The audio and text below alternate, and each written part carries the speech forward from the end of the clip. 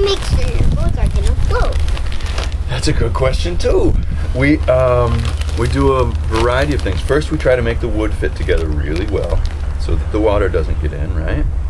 And then we have these tools called caulking irons and caulking mallets, and we use them for driving cotton into the seams of the boat to close up the seams so that water doesn't come in. So everywhere there's a seam that's going to be underwater, even above water really, we will drive cotton. If that was the seam, we'd drive it right in there. So you take this loose cotton, kind of like you have cotton balls, only in long strands, and you drive it in with the mallet and the iron right into the seam to make that seam watertight, and then you put a putty over it, and that helps to keep the water out. Cotton, just like your pants are. Yeah, amazing. Just cotton right in the seam, and you pound it in really hard and tight. Now we get to the next.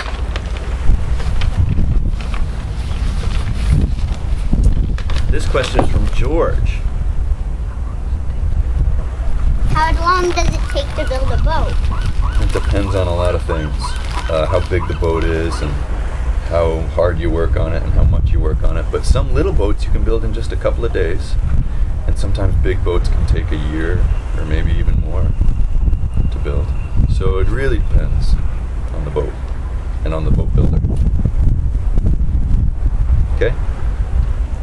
There's a question from Malia, which is related. What boat is the hardest to build? Oh, that depends a lot on the boat too, and the boat builder. But one funny thing is that sometimes smaller boats can be a little harder than bigger boats. Smaller boats sometimes require more careful fitting of wood. But more complex shapes with more curves are sometimes harder to build than simpler, flatter boats. This question is from Oscar. What's the easiest boat to build? Sometimes boats with flat bottoms and flat sides are a little easier to build than boats with a lot of curve and shape to them. This question is from Martha. What time do you usually start building?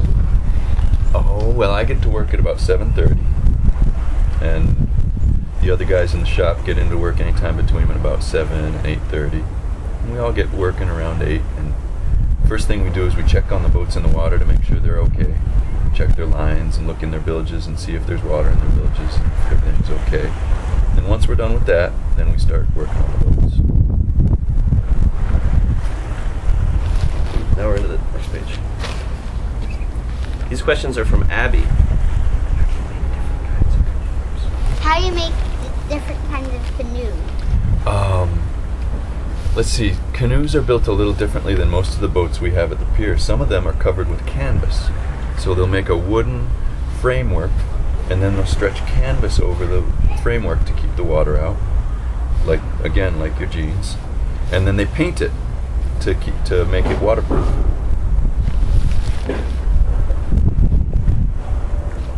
How do you make canoes float? Well, as long as it's built like we were just talking about, and it keeps the water out, it floats. It's got to keep the water out. That's kind of the main secret. This question is from Pilar. Why are ferry boats so big? I guess to carry a lot of people. I don't know. I haven't really worked on ferry boats, but I'll bet it's just for carrying lots of people all together all at once. So these questions, we're not sure who asked them. How do you make a sailboat? Well, it's like building any other boat, except you have to build the masts and the boom and the sails and all the rigging. So there's all sorts of other extra parts you have to put on. And it'll have a slightly different shape than a motorboat.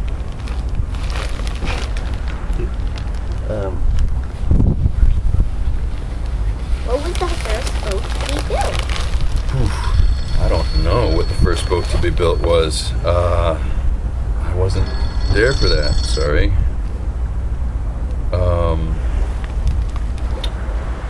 But some of those log canoes, like I talked about, those are boats that have been built for a long, long time. Those may have been some of the first boats to be built.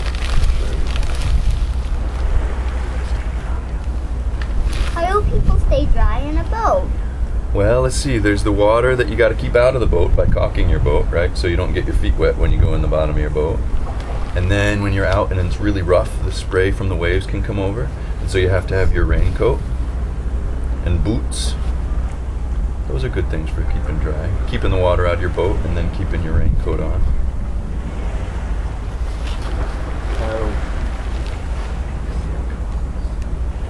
How do you make the sail go up on a sailboat?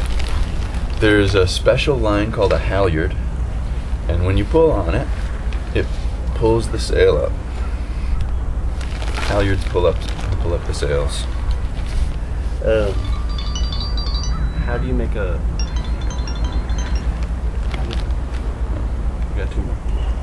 How do you make a wooden boat watertight? Watertight, that was kind of the caulking we talked about.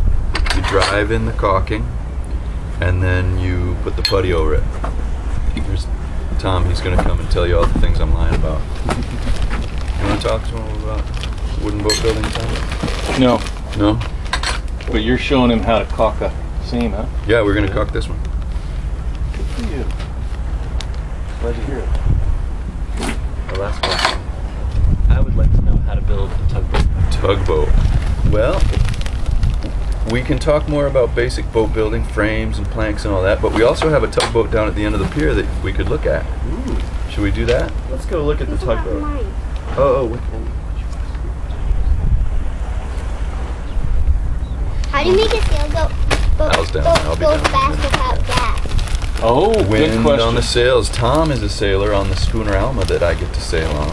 Yeah. And you have to adjust the sails just right for the wind and get the boat steering right in the right direction. But sailboats are propelled or pushed by the wind, and that's what makes them go fast. And some go fast, and some go slow. Our boat goes kind of slow. It's a big, heavy freight boat, but it still goes with just the wind, But it's fun. and it's fun. And we can check it out. Are you going to walk up on it? Should we go down there and check out the boats? Want to look at it, Owen? Maybe look at a couple of See boats. what's going on. I brought you a magazine. Oh, Remind me about it. He's painting red down there. Yeah, we did a